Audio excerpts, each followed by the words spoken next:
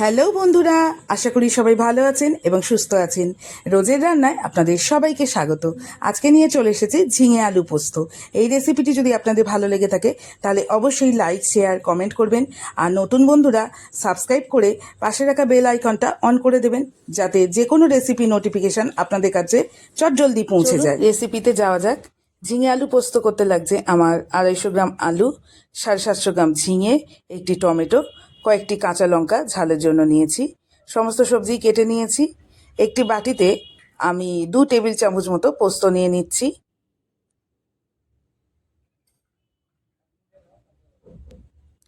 নিয়েছি ঝালের জন্য কয়েকটি কাঁচা লঙ্কা আর 1 ইঞ্চি মতো আদা।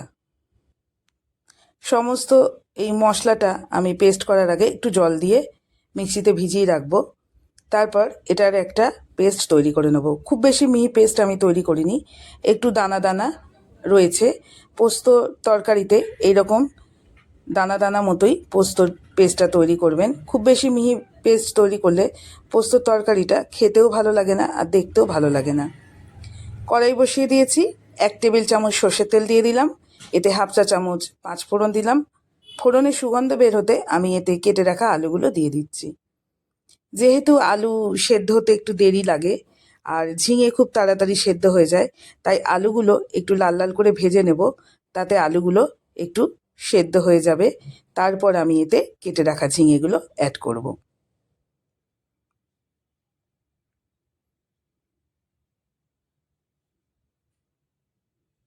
আলুগুলো একটু সেদ্ধ হয়ে গেছে আর লাল লাল করে ভাজা হয়ে গেছে। এই পর্যায়ে ঝিঙেগুলো আমি দিয়ে দিচ্ছি। দিয়ে দিলাম চিড়ে রাখা কাঁচা লঙ্কা। এই ঝিঙে পোস্তটা আমি কিন্তু কাঁচা লঙ্কা দিয়েই করি, এতে গুঁড়ো লঙ্কা দিলে কিন্তু ভালো লাগে না। কাঁচা লঙ্কা দিয়ে ঝিঙে পোস্ত খেতে ভালো লাগে। এইভাবেই নিরামিষ ঝিঙে আলু পোস্ত আপনারা তৈরি করে নেবেন। কেটে রাখা টমেটোটাও আমি এই সময় দিয়ে দিলাম, দিয়ে একটু ভাজা ভাজা করে নিচ্ছি। 1/2 চা চামচ হলুদের গুঁড়ো দিলাম, দিয়ে নাড়াচাড়া করে একটু ভাজা ভাজা করে নেব, যাতে হলুদের কাঁচা গন্ধ চলে যায়। আমি পোস্ত তরকারিতে হলুদ দিই, অনেকে কিন্তু হলুদ দেয় না। আমার বাড়িতে যেহেতু সাদা সাদা পোস্ত খেতে কেউ পছন্দ করে না, তাই আমি হলুদ ইউজ করি তরকারিতে। এবার কাঁচা লঙ্কা আদা দিয়ে যে পোস্তর পেস্ট আমি তৈরি করেছিলাম, সেটা আমি এই ঝিঙে আলুর মধ্যে অ্যাড করে দিচ্ছি, দিয়ে একটু নাড়াচাড়া করে মিশিয়ে নিচ্ছি। গ্যাসের ফ্লেমটা এই সময় আমি কিন্তু লোতে রেখেছি।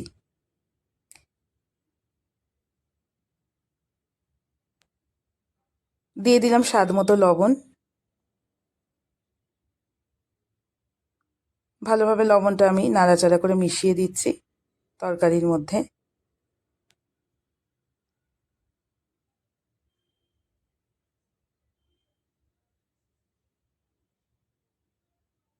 মিক্সির বাটিতে যে পোস্ত লেগেছিল তাতে একটু জল দিয়ে আমি এই ঝিঙে আলুর মধ্যে দিয়ে দিলাম। খুব বেশি জল আমি এই পোস্তর তরকারিতে দেব না। নুন দেওয়ার সাথে সাথেই কিন্তু ঝিঙে থেকে জল বেরিয়েছে, আর মিক্সির ভাটি ধুয়ে আমি 1 টেবিল চামচ মতো জল দিয়েছি। এটা একটু ফুটে গেলে, জলটা একটু কমে গেলে, তারপর আমি এটা ঢাকা দিয়ে একটু ঝিঙে আলুটা সেদ্ধ হওয়ার জন্য স্ট্যান্ডিং টাইম দেব।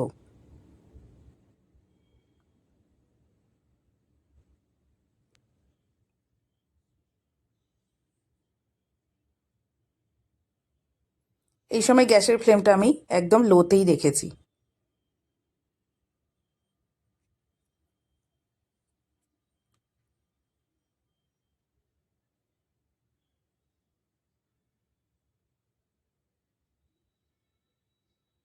ঝিঙে আলু সমস্ত সবজি সেদ্ধ হয়ে গেছে আর জলও কমে গেছে। দেখুন, আমি এটা প্লেটে আপনাদের সার্ভ করে দেখাচ্ছি। এই গরমের দিনে টক ডালের সাথে এই ঝিঙে আলু পোস্ত বা বিউলির ডালের সাথে ঝিঙে আলু পোস্ত খেতে গরম গরম ভাতের সাথে কিন্তু দারুণ লাগে।